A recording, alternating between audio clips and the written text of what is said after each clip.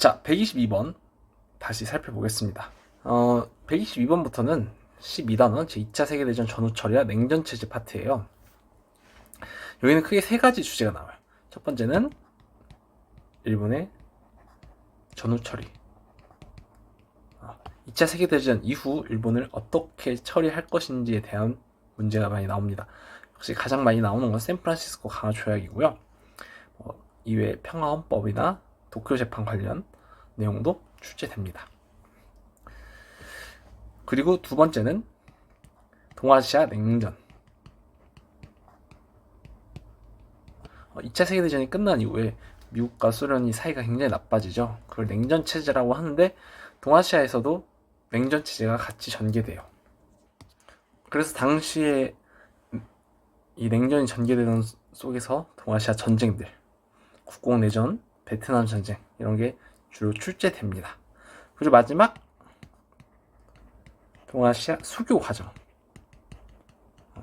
이제 냉전이 끝나고 동아시아 각국이 수교를 맺기 시작하거든요. 그 과정에서 수교를 맺었던 내용들이 출제됩니다. 수교 파트는 특히 연도 비율이 높아요. 물론 여기도 이제 연도가 등장하긴 하는데 여기는 압도적으로 연도 문제로 출제되는 비율이 높다 이렇게 생각하시면 되겠습니다. 자, 그러면 122번부터 본격적으로 문제 풀어보겠습니다.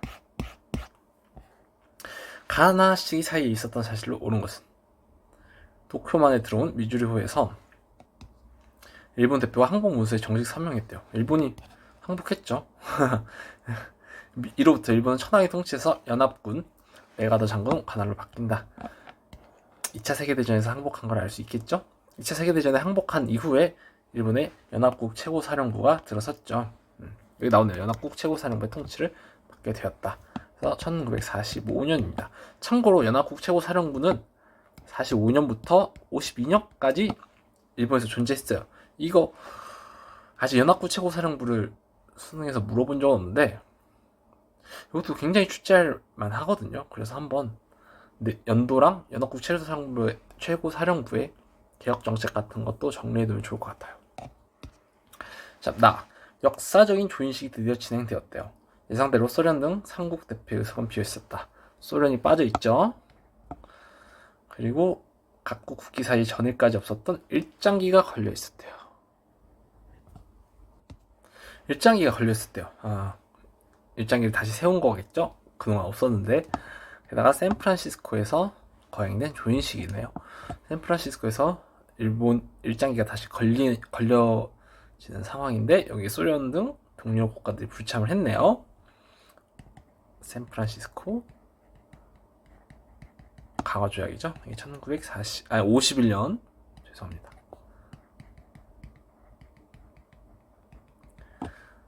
이 사이에 들어갈 거 한번 골라보겠습니다. 통킹망 사건 64년, 닉슨 독트린 69년, 지스라인 50년, 정답 3번이고요. 타이완과 일본의 국교 회복은 52년, 남베트남 민족 해방전선은 60년에 결성됩니다. 정답은 3번이에요. 역시 연도 중요하네요. 다 외워주시고요. 123번 미추진 기억니인에 대한 설명으로 옳은 것은 1900 이날은 일본의 주요 전쟁 범죄자를 처벌하기 위한 재판이 처음 열린 날이다. 약 2년 반 동안 진행된 이 재판에서 A급 전범 25명만이 실형을 선고받았다. 일본의 전후 처리 관련된 내용에서 전범 재판이 진행된 것은 도쿄 재판이죠.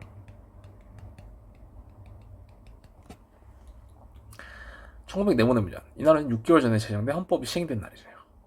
일주에서 천황을 상징적인 존재로 규정했대요. 무슨 헌법? 이게 신헌법이자 평화헌법이라고 부르는 겁니다.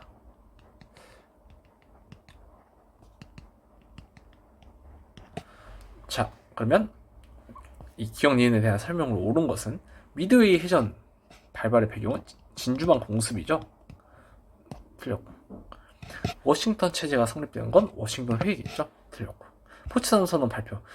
포츠담 선언이 더 앞이죠. 그리고 포츠담 선언 발표의 영향은 2차 세계대전의 배경이죠. 그래서 틀렸고요. 신헌법은 46년에 제정됩니다. 도쿄 재판은 46년부터 48년까지 진행됐고요. 일본 제국 후에 이 1890년이죠. 틀렸고요. 그 제국의 설립은 일본 헌법을 제정한 거겠죠. 자, 정답 5번. 군사력 보유 금지에 대한 내용을 담고 있습니다. 신헌법. 그래서 평화헌법이라고 부르기도 합니다. 자, 124번. 가 조약에 대한 설명을 옳지 않은 것은, 여러분, 정말 샌프란시스코 조약이 너무너무 많이 나와. 왜 그렇게 많이 나온지 모르겠어. 이게 수능은 똑같은 교수님이 몇 번 이상 출제하지 못한다라는 규정도 이런 것도 있잖아요. 저도 유퀴즈에서 봤는데, 그럼에도 이렇게 많이 나오는 건 아마 샌프란시스코 강화조약 일본 전후처리 관련된 박사님들이 많은 거 아닐까? 너무 많이 나와. 왜 그러지? 그래서 이 한 문제로 샌프란시스코의 모든 내용을 정리할 수 있어요. 그래서 샌프란시스코 조약은 진짜 한 글자 한 글자 다 외운다고 생각을 하시면 되겠습니다. 아시겠죠? 8일 오전 가해 조인식의 엄숙이 진행되었다. 이날 일본의 정권대사 요시다 수상은 식장에서 각국 대표와 악수를 하며 인사를 나누었대요. 하나 솔란드요. 죄송합니다. 소련, 폴란드, 체코슬로바키아 이 동유럽 국가들은 서명하지 않았대요. 특히 소련이 설명하지 않은 거 알아둬야 되고요. 중국 정부는 결코 가를 인정할 수 없대요. 그래서 이 일본의 주권 회복에 불만을 가진 중국이나 한국은 불참합니다. 북한도 불참해요. 북한이랑 타이완까지. 그래서 이 동아시아 4개국, 중국, 북한, 타이완, 한국은 전부 다 불참한다는 것까지 알아두면 좋을 것 같습니다. 그래서 이 4개 국가들은 이후에 일본과 따로 수교를 맺어요. 하나 빼고. 어디? 북한 빼고. 북한은 아직까지도 일본과 수교를 안 맺었습니다. 이후에 전부 다 따로따로 일본과 수교를 맺었다. 어쨌든 6.25 전쟁 중 힌트가 나오죠. 미국 주도로 만든 이 조약은 명목상 일본의 영토 문제를 해결하기 위한 것으로 보인다. 그러나 실제 목적은 미국이 일본을 동아시아의 반공 기지로 삼는 것이다. 제가 밑줄 친 키워드들은 한번 꼭 암기해 주시면 좋을 것 같아요. 자, 그러면 가가 샌프란시스코 강화 조약인 건 당연히 알겠죠. 옳지 않은 것, 일본 전쟁 포기 조항이 명시된 건 평화헌법이죠. 자, 경찰 예비대가 50년에 창설됐기 때문에 샌프란시스코 강화 조약은 51년에 체결됐죠. 그래서 이후가 맞고요. 한국은 초청받지 못했고요. 중국, 한국, 대만, 북한 모두 서명하지 않고 불참합니다. 아시겠죠? 일본 주권 수행 맞고요. 미일 안보 조약과 같은 날. 샌프란시스코 강화 조약이랑 미일 안보 조약이랑 같은 날에 체결합니다. 아시겠죠? 이것도 자주 나오는 선지니까 꼭 알아두셔야 합니다. 125번 가나 회의에 대한 설명으로 옳은 것은 세계대전과 관련된 국제회의래요. 볼까요? 가는 100년 전 미국에서 개최됐대. 중국 문제와 군비 축소 그리고 열강의 해군 군비 축소가 결정된 점. 이거 워싱턴 회의죠. 나를 조사했대. 인상 깊었던 것은 개최 시점이 6.25 전쟁 중이었대요. 그리고 일본의 주권 회복을 결정한 회의는 샌프란시스코 강화 조약이죠. 그래서 어쨌든 이거는 2차 세계대전 이후, 이거는 1차 세계대전 이후인데 두 회의를 같이 섞어서 낸 것이 독특한 문제였어요. 그래서 이렇게 섞어서 출제할 수도 있다라는 거 알아두면 좋을 것 같아요.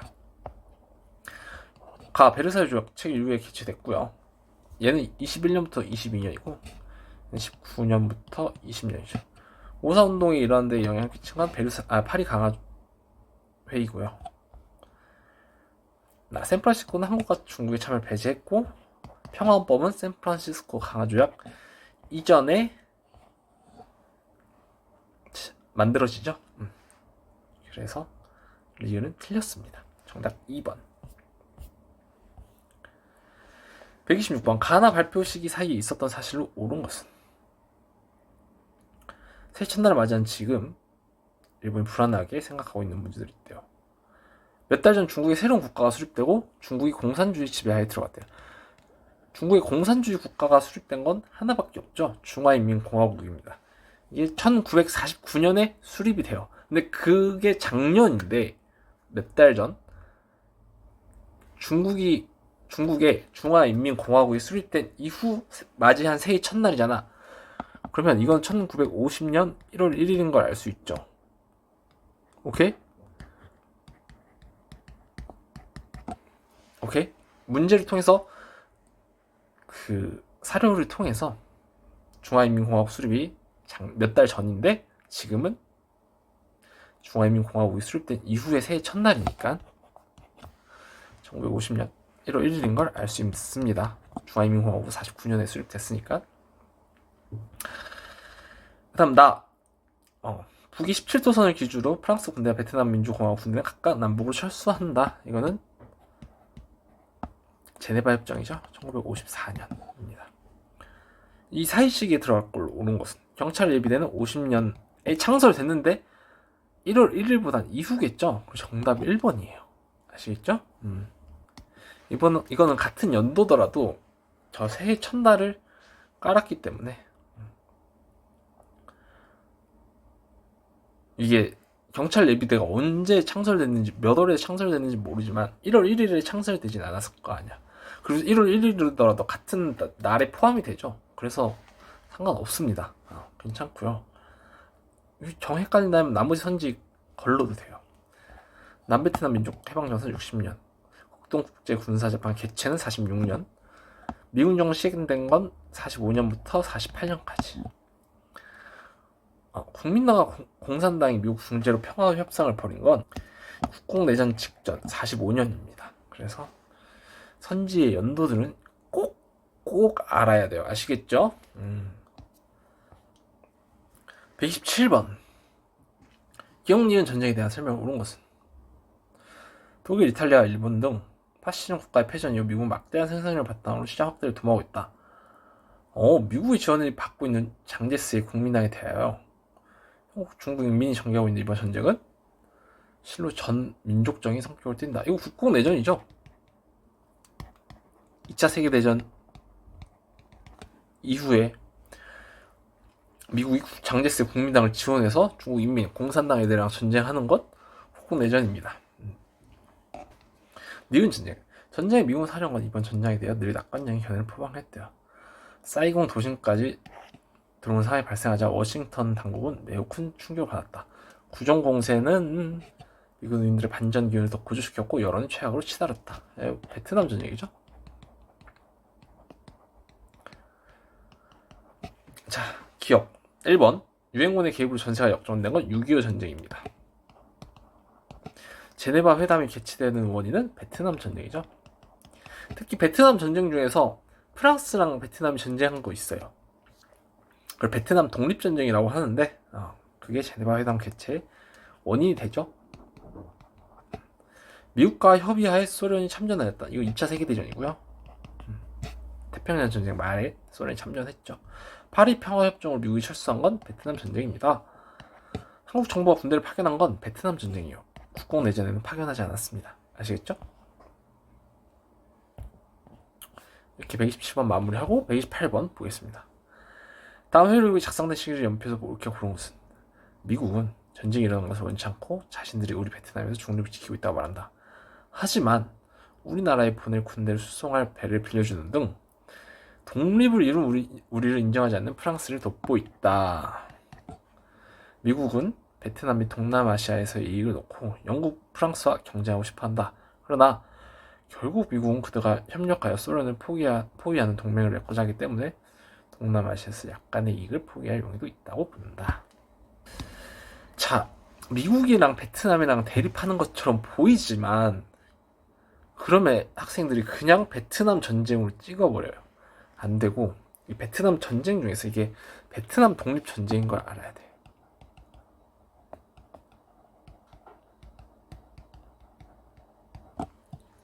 자, 실질적으로 싸우고 있는 건 누구야? 베트남이랑 프랑스죠.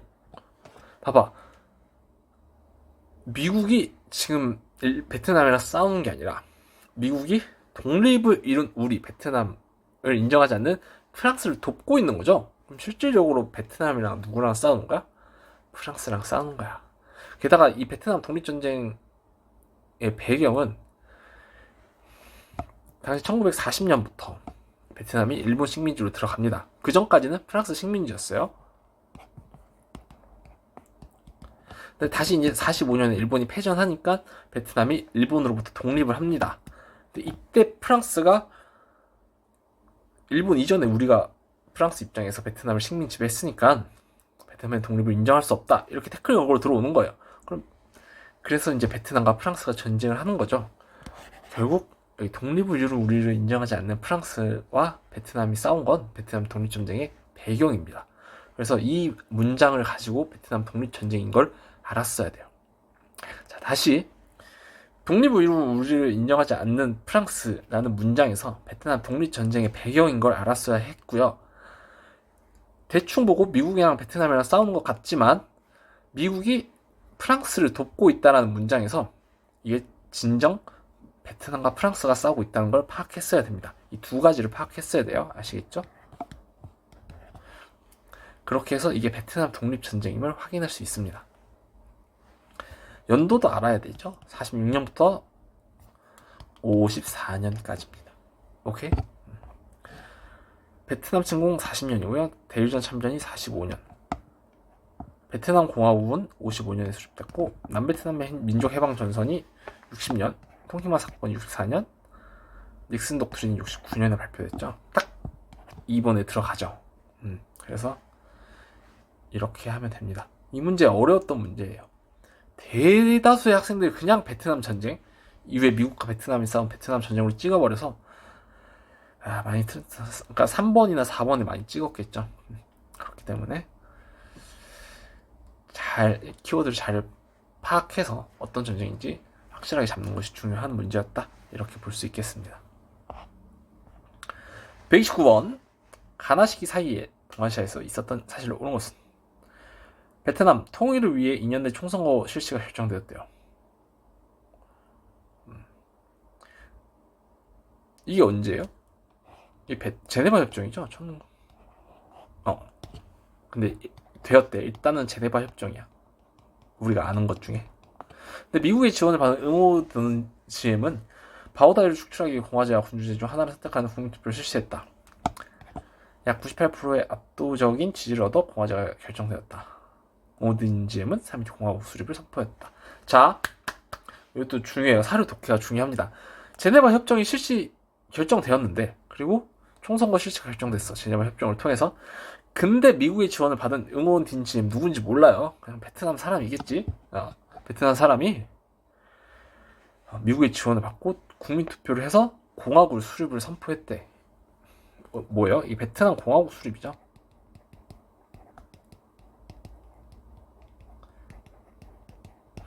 그래서 제네바 협정 직후에 미국의 지원을 받아서 공화국이 수립됐다. 이 문장을 통해서 베트남 공화국 수립인 걸 알 수 있습니다. 북베트남의 군함이 미국 구축함을 향해 어뢰를 발사하였다는 미국 정부의 발표가 있은 후 미국 의회는 베트남 전쟁 참전을 지지하는 결의안을 채택했대요. 쭉 읽다 보니 밑에 마오쩌둥 얘기가 갑자기 나오긴 해요. 당대 반대파를 축출하고 자신의 권력 기반을 공고히하고자 문화대혁명을 시작하였다요. 그러면 이게 1966년 문화대혁명 시작 연도죠. 북베트남이 미국 구축함을 향해 어뢰를 발사했다는 미국 정부의 발표는 통킹만 사건입니다. 이게 나중에 조작으로 밝혀졌죠. 미국 애들이 그냥 조작한 사건이에요. 근데 이 발표가 통킹만 사건인데 1964년이고요. 그 이후에 미국 의회에서 전쟁 참전을 결의했어요. 그게 한 이제 1, 2년 걸리니까 그쯤인데 이 밑에 마오쩌둥의 문화대혁명 시작을 했다라는 문장으로 딱 시기를 정해줬죠. 그래서 이게 1966년이구나 이렇게 알 수 있습니다. 그래서 55년부터 66년 사이에 있었던 일 골라볼게요. 극동국제군사재판은 46년부터 48년, 경찰예비는 50년, 베트남 사회주의 공화국은 76년, 남베트남 민족해방전선은 60년에 결성되죠. 4번이고요. 사회주의 헌법은 72년에 제정됩니다. 1972년에. 그래서 정답 4번이.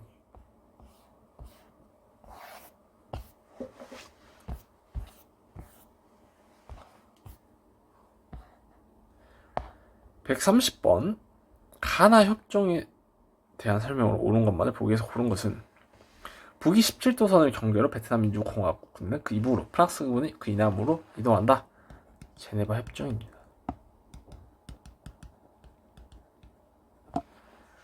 협정 조인 60일 이내 미국은 남베트남에서 군대 및 군사장비 일체를 모두 철수한다. 파리 평화협정입니다.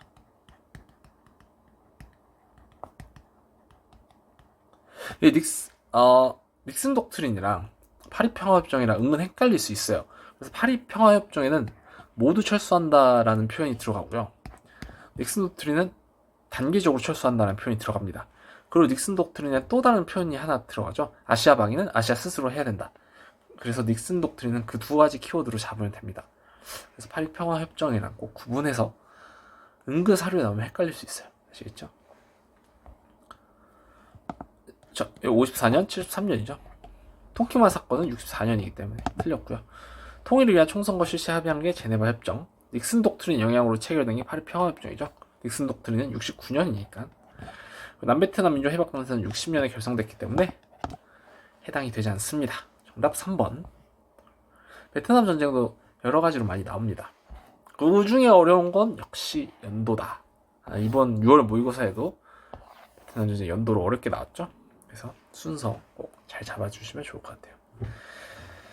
131번. 밑줄 친 첫 만남 이후 나타난 사실 옳은 것만을 보기에서 고른 것은 미국은 긴장 상태에 있던 양국 관계를 개선하기 위해 비밀리에 키신저를 중국에 보냈대요. 미국이 중국을 맞나? 미국 정국과 접촉하는 상황인 것 같네요. 그는 저원라이와 이틀 동안 베이징에서 두 정상의 회담을 조율을 하면서 마오쩌둥의 건강 상태에 맞춰 일정을 진행하도록 했대요. 미국이랑 중국이랑 만났어요. 마오쩌둥 도련 닉슨이 중국을 방문한 사건이네요. 그래서 이 둘의 첫 만남을 닉슨의 중국 방문이죠.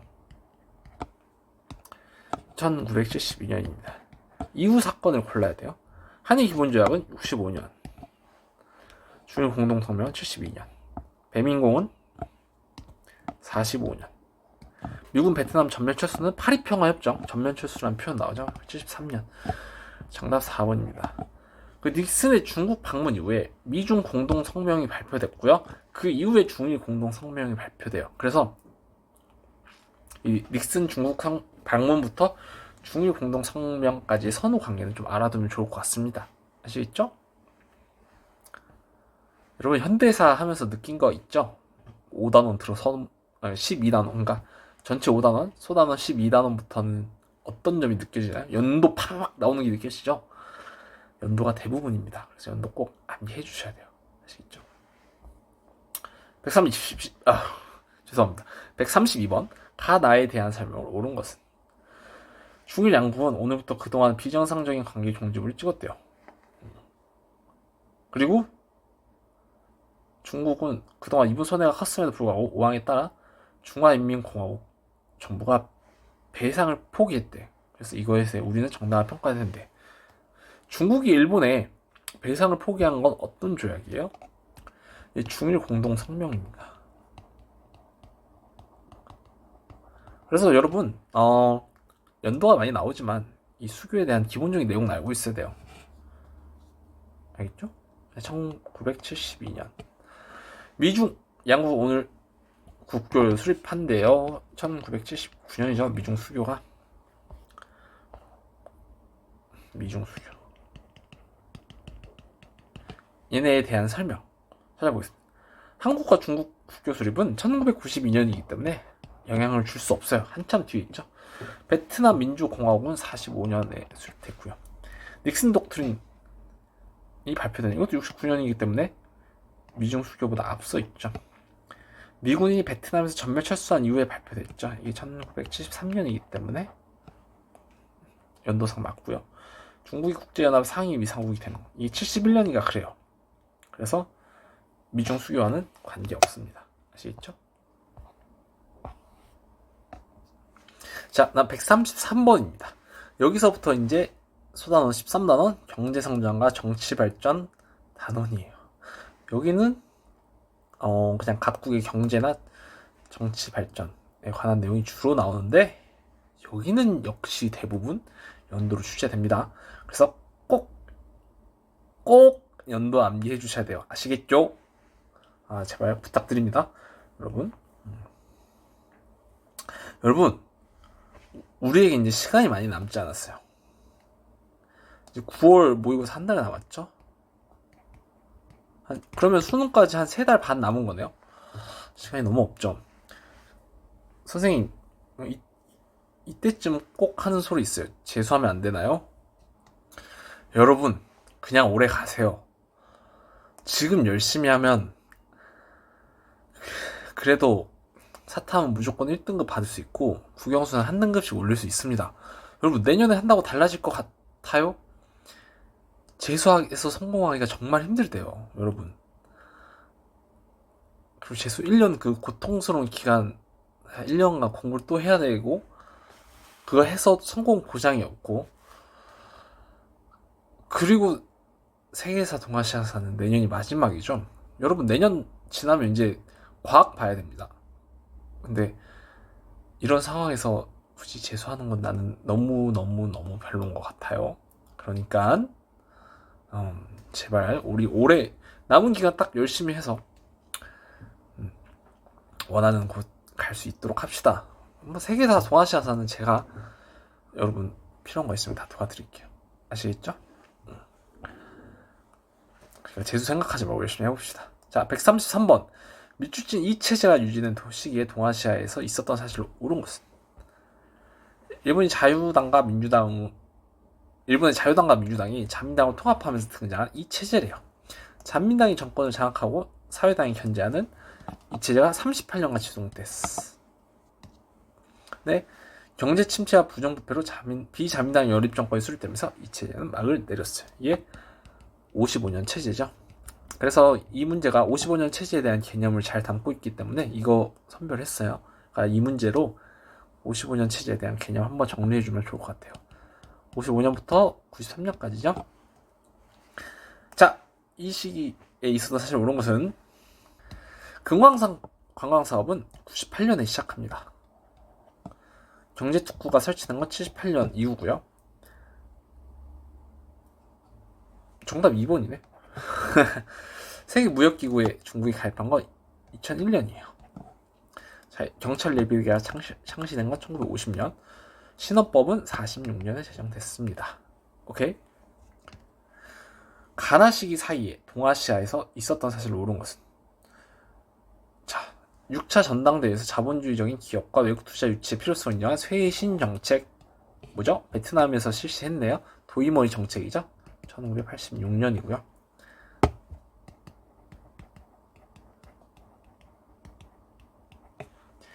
제19대 내각 총리에 일본 신당 대표인 호스카 모리히로가 지명됐대요. 새로운 내각도 구성된대. 자민당 정권이 막을 내리고 비자민당 연립정권이 출범한대요. 이게 1993년 비자민당 연립정권 55년 체제 끝. 그래서 이 사이에 있었던 사건 한번 골라보겠습니다. 대학진 운동 이 58년에 시작돼서 60년대 초까지 진행됐죠. 개성공단 사업 시행 이건 그냥 2000년대에 시행됐다고 알아두시면 됩니다. 한중 수교는 92년 전화 3번이네요. 천수이벤이 총통에 당선된 건 2000년. 안보조약에 반대하는 안보투쟁은 1960년 일본에서 전개했죠. 정답 3번입니다. 35년 밑줄진 발표가 있었던 해 동아시아 상황으로 옳은 것은 타이완 정부는 계엄령을 해제한다고 발표했습니다. 이 타이완 계엄령 해제 연도가 1907년이요. 요거 알아두셔야 됩니다. 이때 있었던 사건, 이 해에 있었던 사건, 중국과 한국이 수교는 92년, 세계무역기구 가입은 2001년, 비자민당 연립내각 출범은 93년, 도이머의 정책은 86년, 민진당 집권은 2000년. 정답은 이렇게 하면 알 수가 없죠. 4번이에요. 왜 4번일까? 도이머의 정책은 86년부터 지금까지 전개됐어요. 그래서 이 87년에도 도이머의 정책을 시행하는 모습을 볼 수 있습니다. 그래서 정답은 4번이에요. 아시겠죠? 여러 연도 이렇게 걸치는 문제 지금까지 많이 풀어봤죠? 그러니까 당황하지 말고 이렇게 풀어주면 됩니다. 136번. 미추진 지금 이후 동아시아의 상황으로 오는 것은 어제 민주진보당 이하 민진당은 창당 20주년을 맞아서 타이베이시에서 기념 행사를 거행했대요. 현 총통이자 전 민진당 수석이 천수입에는 당내 원로 및 주요 인사들과 함께 참석했대. 축사에서 민진당이 20년 전과 같은 도덕과 용기 바탕으로 부정부패 척결 등의 주요 현안을 신속 해결해야 한다고 강조했대요. 그가 총통으로 선출되어 최초로 여야 정권 교체를 6년이 지난 지금, 자, 천수이벤이 총통으로 선출되어서 여야의 정권 교체를 이룬 지가 언제예요? 2000년이죠. 근데 그로부터 6년이 지난 게 지금이에요. 2006년입니다. 그래서 2006년 이후 동아시아 상황으로 오른 것은 한국에서 최초로 여야 간 평화적 정권 교체가 이루어진 건 김대중 정권 때입니다. 98년에. 합병법은 84년에 전개됐고요. 유사우치가 사회주의 경제정책 수정을 요구한 건 대학진 운동 때예요. 그래서 60년대 초반입니다. 민주당 정권이 출범한 게 2009년이에요. 그래서 정답 4번입니다. 파리평화협정은 73년. 그래서 이렇게 풀어주시면 되겠습니다. 137번. 이 자료는 경제개발을 위해 실시한 이 운동과 관련된 선전문입니다. 인민공사를 수립하여 이미 노력하면 생산량을 늘릴 수 있대요. 식량 증산 실패했고 식량 위기 초래했대. 이게 뭘까요? 대약진 운동이죠. 덴메이 데이그는 에도막부 때고요. 6월 민주항쟁의 계기는 호원조치, 전두환 정권의 4.13 호원조치구. 우창 신군 봉기에 영향을 준 건 철도 국유화 조치. 문화대혁명 발발의 배경이 된 게 대약진 운동입니다.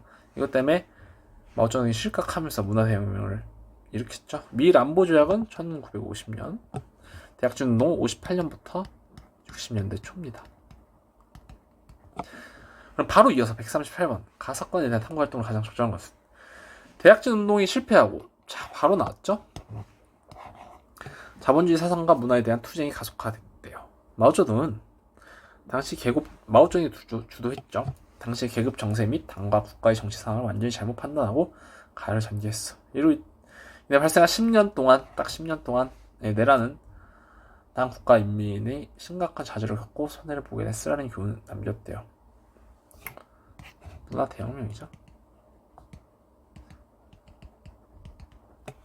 그래서 이 사건을 알려면 홍위병에 대한 활동을 조사하면 됩니다. 양문동, 6월 민주항쟁, 55년 체제 베트남 공화국 다 틀렸고요. 그래서 대약진 운동과 문화 대혁명 또 자주 나오니까 잘 정리해두면 좋을 것 같아요. 139번. 가인물에 대한 설명으로 오른 것은 이렇게 간혹 현대 인물을 출제하기도 합니다. 가는 새로운 역사 시기 우리 당이 분투해야 할 목표는 우리나라를 현대적 농업, 공업, 국방, 현대적 과학기술을 갖추게 하고 이 4개 분야를 현대화하겠다. 냄새가 나죠? 주장하면 개혁을 추진했대요. 그럼 농촌에서 인민공사를 사실 해체하고, 여기서 확실하게 나왔죠? 인민공사 해체하고 농촌지대 개혁을 추진하겠다. 덩샤오핑이죠? 그래서 밑에 나온 사료는 덩샤오핑의 개혁개방 정책에 대한 내용을 담고 있습니다. 그래서 경제특구를 설치했고요. 유신헌법을 통해서 장기 집권을 꾀한 인물은 박정희고요. 문화대혁명을 일으킨 건 마오쩌둥. 총통에 당선되어 여야 정권 교체를 이룬 건 천수이벤이야. 여러분, 김대중은 총통이 아니에요. 대통령입니다. 이거 표현 구분하셔야 돼요. 그래서 대통령에 당선되어 여야 정권 교체를 그렇게도 안 나와. 김대중은 아까 나왔듯이 최초로 여야 간 평화적 정권 교체가 이루어졌다 이렇게 나옵니다. 김대중은 최초로 여야 정권 교체를 이루진 않았어요. 최초로 평화적 정권 교체를 이뤘고 4.19 혁명 때 정권 교체가 한번 됩니다. 장면 내각으로. 근데 그때는 평화적이 아니라 혁명, 4.19 혁명에 의해서 피를 흘려서 혁명을 통해서 정권 교체가 됐기 때문에 최초의 평화적 정권 교체라는 표현이 김대중 정권 때 나오고, 그냥 이렇게 여야 정권 교체를 이뤘다고 표현할 수는 없어요. 김대중 정권에. 알겠죠? 비자미나 출신 첫 총리는 호소카와 모리히로라는 인물입니다.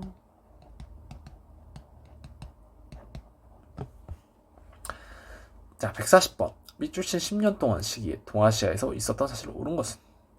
경제특구는 마오쩌둥 사후 권력을 장악한 덩샤오핑이 외국 자본과 기술을 유치하는 개방 정책의 일환으로 건립한 것이다. 덩샤오핑은天安문 사건 이후 경제 성장이 둔화지나 경제 특구인 선전 등 남부 도시를 시찰했다. 시찰 당시 그는 개혁개방 대담하고 과감하게 추진해야 한다. 라며 개혁개방 정책을 적극 독려했다. 이게 뭘까요? 이 남순 강화예요. 그래서 좀 남쪽 도시를 돌면서 덩샤오핑이 개혁개방 정책을 독려한 일이었습니다. 이게 1992년이죠. 이후 10년은 2001년까지입니다. 그 사이 있었던 일, 1차 경제개발 5개년 계획은 한국에서는 62년에 추진됐고요. 북한의 해병법은 84년, 인민공사는 58년부터 60년대 초까지. 일본이 장기 불황으로 빠진 게 91년 이후입니다. 그래서 정답이 4번이에요. 그리고 여기 나오죠. 도이모의 정책을 시작했다가 86년이죠. 그래서 도이모의 정책은 86년 이후부터 계속 추진됐기 때문에 시작했다고 딱 연도를 한정해 줍니다. 그래서 이건 86년. 그리고 일본 장기 불황은 91년부터 쭉 전개됐기 때문에 그냥 일본이 불황에 빠졌다라고 표현했죠. 그럼 계속 빠진 거예요. 91년 이후로부터. 그래서 4번입니다. 아시겠죠? 그 다음 지역사 문제입니다. 지역사는 이 각각의 단원 시대가 여러 시대에 걸친 지역사 문제가 등장해요. 뭐 명나라 시기 때 문제도 있고, 근대사 개항기 때 지역사 문제도 있고, 현대 때 지역사 문제도 있는데, 그냥 지역 관련된 문제는 제가 다 따로 뺐어요. 그래서 한번 이 지역에 관한 내용도 정리해 볼 수 있게 했습니다. 미추친 이 도시에 대한 설명으로 옳은 것은? 영국과 조약에 따라 개방된 5개 항구 중 가장 북쪽이래요. 일단 영국과 조약에 따라 개방된 5개 항구는 난징 조약대죠. 그래서 영국이 조개지를 선정했고요. 미국도 홍코라는 불리는 땅을 차지했어. 그래서 조개지를 설정했어요. 그리고 프랑스는 또 영국 조개지 사이에 땅을 확보했어. 프랑스도 있고. 이후 미국과 영국은 공동 조개지를 형성합니다. 그래서 여기는 어디죠? 상하이예요. 난징 조약으로 5개. 광저우, 상하이, 닝보, 샤먼, 푸저우 이렇게 있죠. 그래서 그 중에 하나가 상하이였고요. 영국과 미국 공동 조개지, 그리고 프랑스는 따로 조개지가 있었다. 이런 키워드를 통해서 상하이인 걸 알 수 있습니다. 상하이가 일단 제일 많이 나와요. 쉽게 나오면 상하이가 제일 지역사로 나오고, 어려우면 뭐 온갖 거 다 나옵니다. 아시겠죠? 그냥 상하이는 기본 내용 좀 잘 알아두면 좋을 것 같아요. 대한민국 임시정부가 수립됐고요. 청일전쟁 강화조약은 시모노세키에서, 금론기구 난징에, 여권통분 발표한 건 서울이고요. 한성. 조선운용대가 조직된 건 우한, 한커우입니다. 142번. 가도시에 대한 설명으로 옳은 것은? 성경을 지나온 우리 사절단 일행이 황제 생일을 축하하기 위해 목적지인 가에 도착하자 사람들의 어깨가 맞닿고 수레의 바퀴가 부딪히는 정도로 번화한 모습이 보였대요. 자, 사절단이 황제 생일을 위해서 가에 도착했어. 강남 햇살이 운하를 통해 가에 운송되고 각종 물품이 전국에서 집결된대요. 자, 강남 햇살이 운하를 통해 가에 집결돼요. 그리고 여기서 경북이라는 키워드도 나오죠. 경북이 유행했다. 그래서 가는 어디예요? 베이징입니다. 그래서 이 세 가지 키워드를 통해서 베이징인 걸 알 수 있어요. 경국 유행한 거, 강남의 쌀이 운하를 통해서 베이징으로 왔다. 그러면 이 사절단은 누굴까요? 연행사죠, 연행사.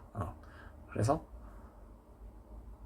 황제, 청나라 황제의 생일을 맞춰서 연행사 사절단이 베이징에 도착을 했다. 이것까지 알 수 있어요. 가도시에 대한 설명, 베이징에 대한 설명을 옳은 것은 금기구 난징. 고소 번화도는 수저우가 배경이었고요. 신라 사신과 유학생이 방문한 곳은 장안입니다. 당나라 수도고요. 금의 침략을 받아 천도한 건 이만 항저우고요. 2차 아편전쟁 결과로 조약이 체결됐죠. 베이징 조약이 체결됐기 때문에 정답 5번입니다. 143번 가도시에 대한 설명으로 옳은 것만 보기에서 있는 대로 고른 것은 청정부의 신정이 여전히 전제군주제를 유지한다 한계를 드러냈대.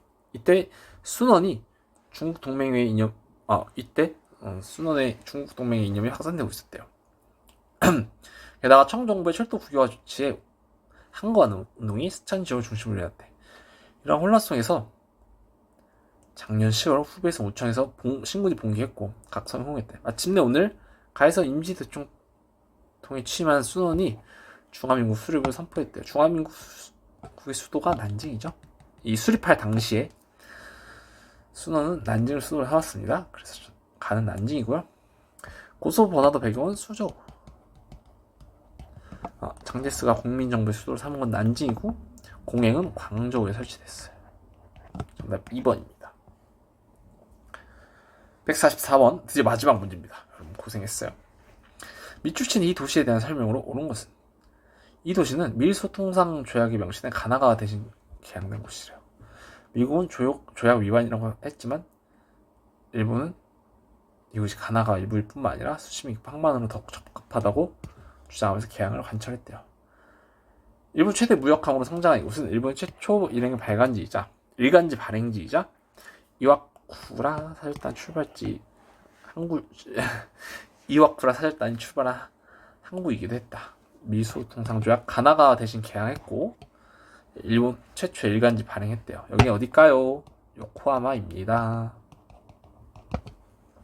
요코하마에 대한 내용 알아두면 좋을 것 같고요. 공행 설치는 곳은 광저우, 경사대학당은 베이징, 아즈와치는 도쿄, 인공섬 대지마는 나가사키.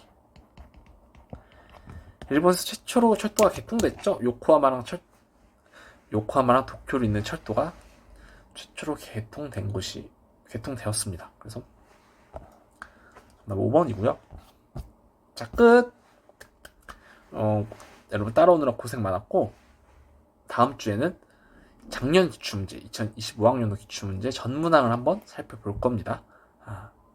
그래서 그것까지 한번 끝까지 잘 따라하면서 기출 분석하는 능력 잘 길러주시면 좋을 것 같아요. 그럼 날도 더운데 건강 잘 챙기시고 오늘 이만 마무리하겠습니다. 안녕.